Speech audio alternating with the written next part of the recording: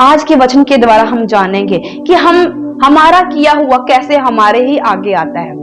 अगर हम अच्छा करेंगे तो हमारे लिए अच्छा आगे आएगा, अगर हम बुरा करेंगे तो हमारे लिए बुरा आगे आएगा। प्रिय भाई बहन, बाइबल कहती है जैसा तुम बीज बोते हैं वैसा ही तुम काटते हो। आज वचन के द्वारा हम सच्ची हकीकत को जानेंगे। प्रिय भाई बहनों, जब मैं न्यायों की पुस्तक पढ़ रही थी, ये पहले बाप को मैं पढ़ रही थी, तो यहाँ एक राज्य का जिक्र होता है जिसका नाम है अदोनी बेजेक।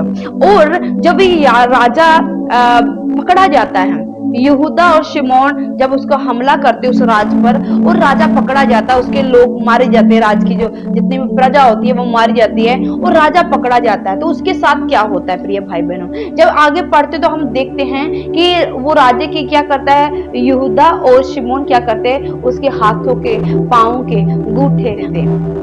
प्रिय भाई बहनों, मैंने जब डीपली से जाना तो देखा वचन में लिखा है कि राजे के महल में जो राजे रहते थे, राजा भी उन 70 राजों को क्या करता था, उनकी उंगलियां अंगूठे काट देता था, और काट कर क्या करता था, उन्हें भिखारियों का जीवन जीना पड़ता था उन राजों को, जिनके ऊपर वो प्रबल हो जाता, जिस राज को वो जीत लेता था। तो उनके राजे अपने महल में लाके उनकी उंगलियां काटता था, उनके अंगूठे काटता था, और उन्हें बहुत बुरी तरह उनके साथ व्यवहार करता था।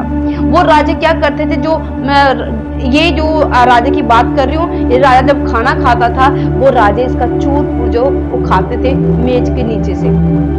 मतलब इस राजे ने उन राजों के साथ कितना बुरा व्यवहार किया था, और आज इसके साथ भी ऐसा हो रहा। अब न्यायों की पुस्तक पहला बाब पढ़ना तो वहां देख रहे हैं कि राजे के साथ ऐसा ही हुआ।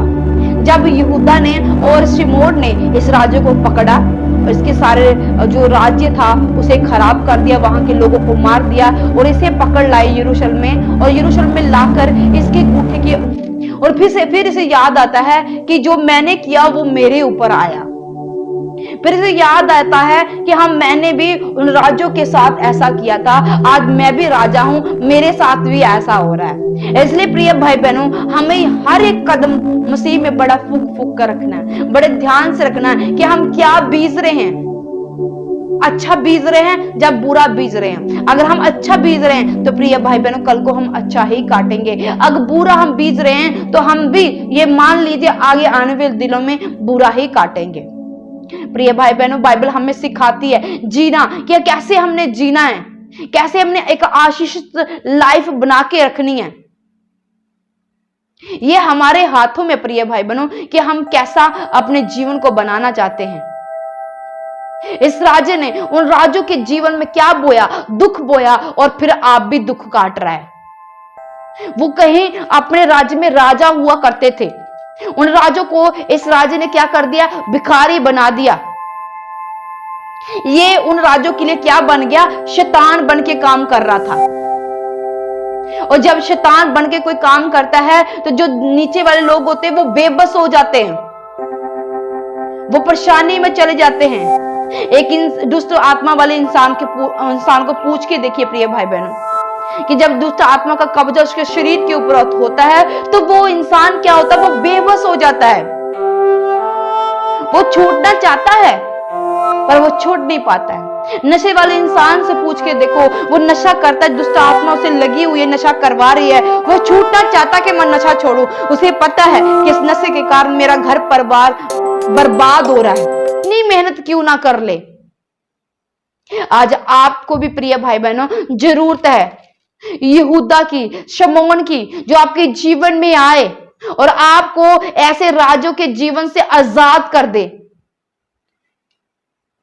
ऐसे शैतान के जीवन से आपको आजाद कर दे। अब यहूदा की आज आपको जरूरत है, शमौन की आज आपको जरूरत है, परमेश्वर के दास और दासियों की आज आपको जरूरत है, पवित्र आत्मा की आज आपको जरूरत है, प्रभु यीशु मसीह की आज आपको जरूरत है। आप अकेले चाहे जितनी भी दुहाई लगाते हैं, जब तक आपके ऊपर एक अगुवे का साया नहीं होगा, परमेश्वर का साया, पवित्र आत्मा का साया नहीं होगा, तब तक आप कुछ नहीं कर पाए, आप निहत्थे होंगे प्रिय भाई बहनों। अगर जंग को लड़ना है और आपके हाथों पैर के अंगूठे सही सलामत होने चाहिए, फिर ही आप अपनी अच्छी लड़ाई को लड़ पाएंगे। अब ये राजा क्या है, इस राज्य ने उन राज्यों के जो 70 राज्य थे उनके अंगूठे के, पैरों के, हाथों के अंगूठे काट डाले थे, जिसके कारण वो नियत्थे थे और वो कैसे दर दर के ठोकरे खा रहे, राजा के घर का जो जूठा फूटा वो खा रहे हैं। कभी वो राजा हुआ करते थे, आज वो दूसरे राज्य के घर में जाके क्या कर रहे हैं, बंदुआई में हैं। प्रिय भाई बहनों, आज हमें समझने की जरूरत है कि हमें किस राज्य का साथ चाहिए, शैतानी राज्य का, जो अपने परमेश्वर प्रभु यीशु मसीह राज्य का, जो राज्यों का राजा, उसका साथ चाहिए। हम बदमाशी से आजाद हो सकते हैं, ये हमारे हाथों में। प्रिय भाई बहनों, हमें अपने हाथों पैरों के अंगूठों को सलामत रखना होगा, शैतान की हर दुष्ट की चाल को समझना पड़ेगा, फिर ही हम अपने हाथों और पैरों के अंगूठे को सलामत रखेंगे। वरना वो जानता है आपकी कमजोरी को, कि कैसे आपके हाथों और पैरों के अंगूठों को उसने काटना है।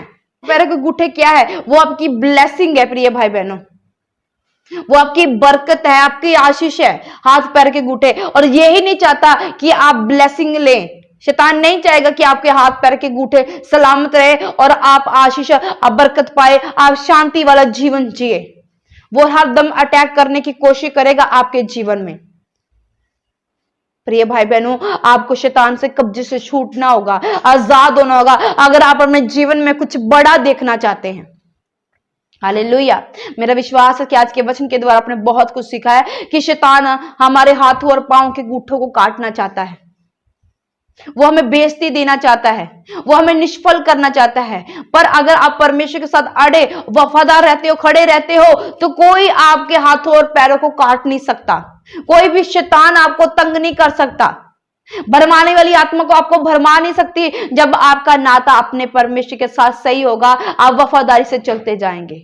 हालेलुया। और अगर कोई शैतान आएगा भी उस राज्य की तरह, तो क्या होगा, आपके जीवन को यहूदा खड़ा हो जाएगा, कोई शमौन आ जाएगा जो आपकी शर्मिंदगी को खत्म कर देगा।